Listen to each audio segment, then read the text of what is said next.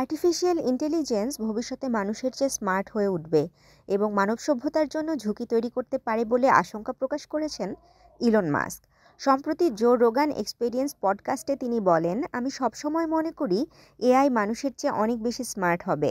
এর ফলে মানবজাতির অস্তিত্বের জন্য হুমকি তৈরি হতে পারে, আর এই শঙ্কা বাস্তবে পরিণত হতে চলেছে। এআইয়ের বিপদ সম্পর্কে মাস্ক এখনও দ্বিধান্বিত। তার মতে, কৃত্রিম বুদ্ধিমত্তার কারণে মানব সভ্যতা ধ্বংস হওয়ার সম্ভাবনা 20% হতে পারে। এ নিয়ে তিনি আগেও উদ্বেগ প্রকাশ করেছেন।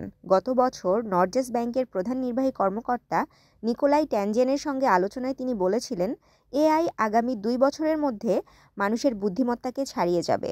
2029 বা 30 সালের মধ্যে এটি এমন একটি স্তরে পৌঁছাবে যা সব মানুষের চেয়ে বেশি স্মার্ট হবে।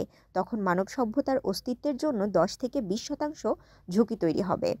এআই নিয়ে উদ্বেগ প্রকাশ করেছেন আরও অনেক প্রযুক্তিবিদ ও গবেষক। নোবেল বিজয়ী বিজ্ঞানী জিওফ্রে হিন্টনের মতে, আগামী 30 বছরের মধ্যে কৃত্রিম বুদ্ধিমত্তার কারণে মানব সভ্যতা বিলুপ্ত হওয়ার সম্ভাবনা 10%।